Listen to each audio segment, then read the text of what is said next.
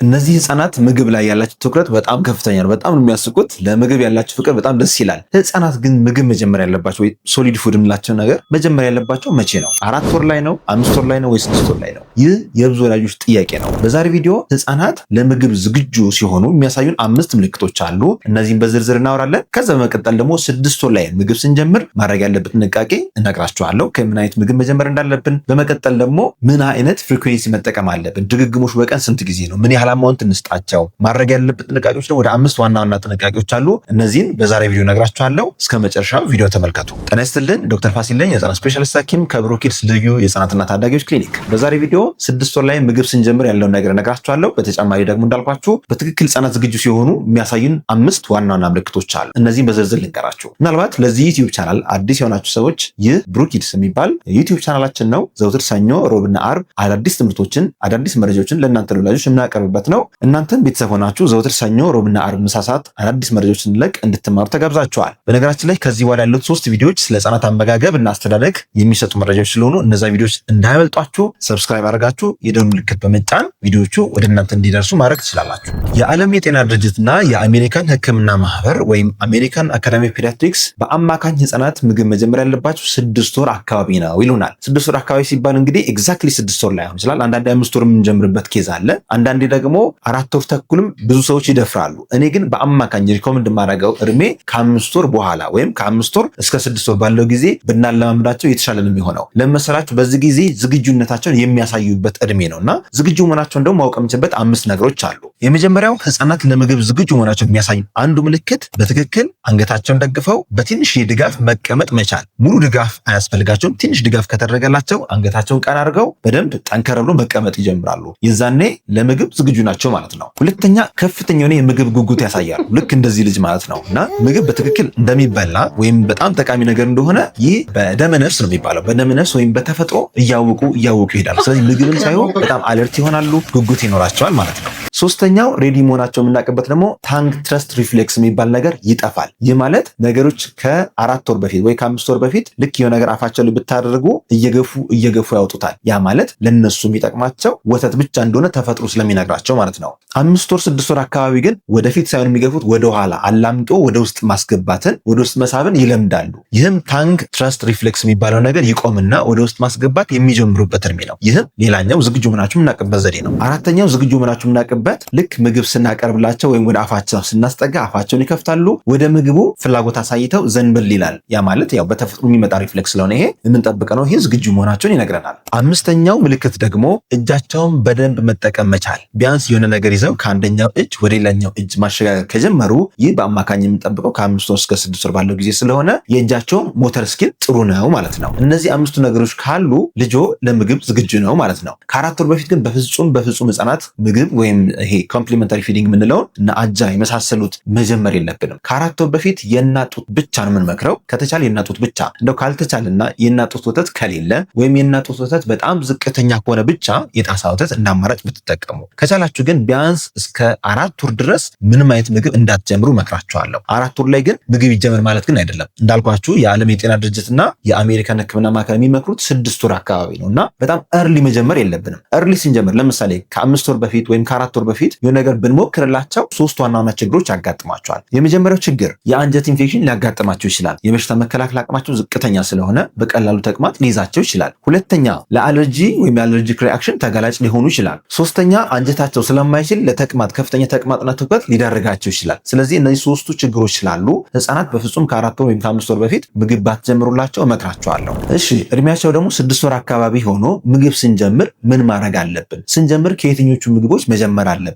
እንዴት እንጨምረው የሚለው ነገር ልንገራችሁ። መጀመሪያ ያለብን አይረን ሪች የሆኑ ምግቦች ቢሆኑ ይመከራል። አይረን ጥሩ ያላቸው ምግቦች ለምሳሌ አጃ ሊሆን ይችላል፣ ቀይ ጤፍ ሊሆን ይችላል፣ ስጋ ሊሆን ይችላል። በነገራችን ላይ ስጋ ከ6 ወር ጀምሮ እንደሚጀመር ታውቃላችሁ። ብዙ ሰዎች ስጋ 6 ወር ይጀምራል ሲባል በጣም ይደነግጣሉ። ማለት ስጋውን ለአንጀታቸው የሚፈጩት አይመስላቸውም። እውነት ነው። ማቹርድ የማይሆኑ አንዳንድ ህጻናት አለርጂም ሊያስከትልባቸው ይችላል። ሆኖም ግን አብዛኞቹ ህጻናት 6 ወር ላይ አንጀታቸው ኤንዛይሞቹ ስጋን ለመፍጨት ሬዲ ናቸው። ስለዚህ ስትጀምሩ ምንድነው የምታደርጉት? የተፈጨ ስጋ ትጠቀማላችሁ። የተፈጨ ስጋ ሲባል ይሄ በስጋ ቤት የሚፈጨው አይነት ነገር አይደለም። ፒውሪ ፎርም ነው የምትጠቀሙ። ፒውሪ ማለት ልክ ድንች እንደምንፈጨው ሁሉ ስጋም ይፈጫል፣ ይቀጥናል። ያን በደንብ አቅጥነን በደንብ ፈጭተን 6 ወር ላይ ከሌላ ምግብ ጋር ማለማመድ እንጀምራለን ማለት ነው። ስለዚህ ግን እንደ ስታርተር ወይም መጀመሪያ ስንጀምር ግን ቀጥታ ስጋ ከመጀመር ይልቅ ለምሳሌ ድንች ሊሆን ይችላል። ድንች ፈጭተን የተወሰነ ወተት እናደርግበታለን። ወተቱ የእናት ወተት ሊሆን ይችላል፣ አልበን ወይም ደግሞ የጣሳ ወተት ሊሆን ይችላል። ሁለተኛ አማራጭ ደግሞ ካሮት ሊሆን ይችላል። ሶስተኛ አማራጭ ደግሞ አቮካዶ ሊሆን ይችላል። አራተኛ አማራጭ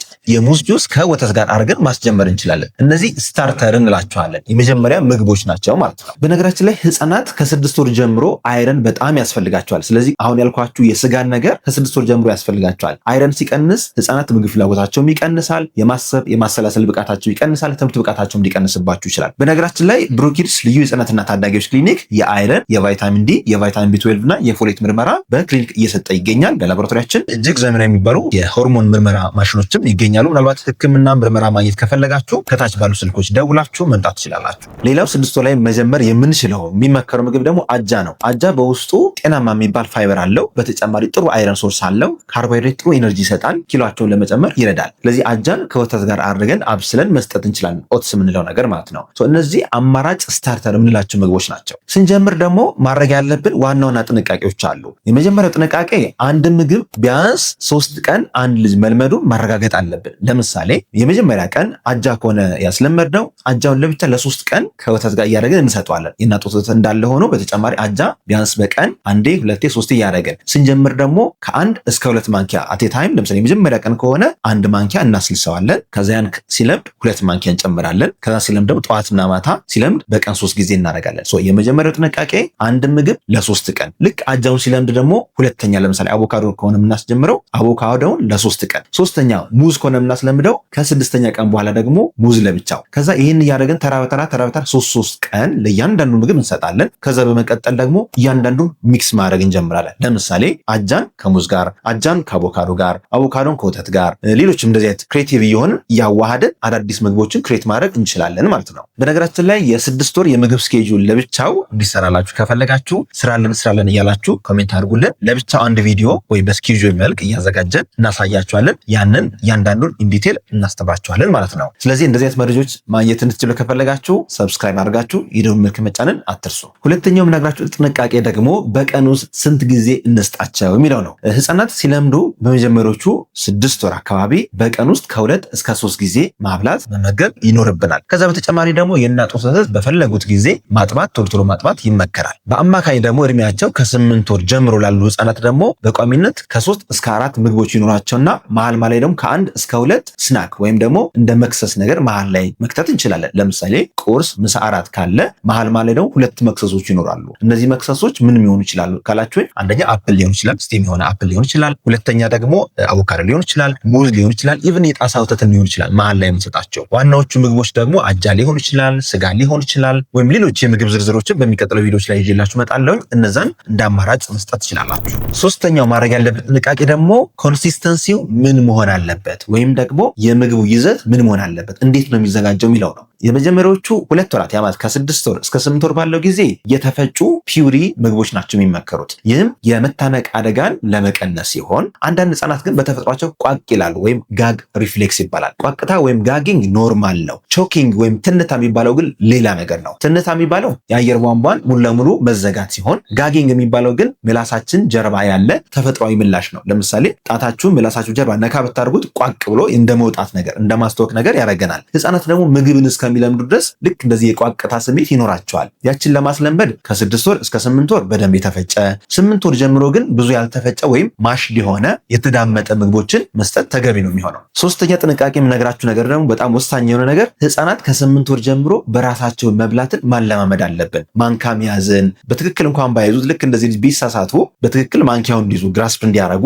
መሞከር አለባቸው። ያንን ወደ አፍ እንዲከቱ በራሳቸው ማበረታታት ይኖርብናል። በነገራችን ላይ ምግብ ስናለማመድ ፊታቸው ተጨመላልቆ ሰውነታቸው ተጨመላልቆ ለምዶት ቢሆን ይመከራል። ይህን ብዙ ጊዜ ነግሬያቸዋለሁ። ለመሰላችሁ እድሜያቸው 1 ዓመት 2 ዓመት አካባቢ ሲሆን ህፃናት ፈታ ብለው እንዲበሉ ምግብን መልመድ አለባቸው። ቴክስቸሩን ጣዕሙን በራሳቸው አንስተው ለቅልቀውም ይሁን ደፍተውም ይሁን ተለማምደው ከዛ በኋላ ግን ምግብ ፍላጎታቸው ጥሩ ይሆናል። ስለዚህ ሶስተኛው የምነግራችሁ ነገር ደግሞ ህፃናት በራሳቸው እንዲበሉ ወይም እንዲመገቡ ፍቀዱላቸው። አራተኛ የምነግራችሁ ቲፕ ወይም ጥንቃቄ ደግሞ ከምግብ በኋላ ሁልጊዜ ውሃ አስለምዱ። ውሃ መጀመር ያለብን 6 ወር ላይ ምግብ ሲጀምሩ ነው። ከዛ በፊት አያስፈልጋቸው። ለምን ደግሞ አያስፈልጋቸው? የእናት ወተት ውስጥ ያለ ውሃና የጣሳ ወተት ውስጥ ያለ ውሃ በቂ ስለሆነ ነው። ስለዚህ 6 ወር ጀምሮ ምግብ ከሰጣችሁ በኋላ ትንሽ እንዲጎነጩ ትንሽ አፋቸው ላይ እያረጋችሁ ማስለመድ አለባችሁ። ውሃ የማይጠጡ ህጻናት ብዙዎቹ ድርቀት ያጋጥማቸዋልና አንጀታችሁ ጤናማ እንዲሆን የምግብ ስልቀጣ ወይም ዳይጀስቲቭ ፕሮሰሱ ጥሩ እንዲሆን በተቻለ መጠን ውሃ ብትሰጣቸው እመክራቸዋለሁ። አምስተኛው የምነግራችሁ ነገር ደግሞ ህጻናት ፍላጎቶቻቸውን በደንብ አክብሩላቸው። ሳይፈልጉ አትመግቧቸው፣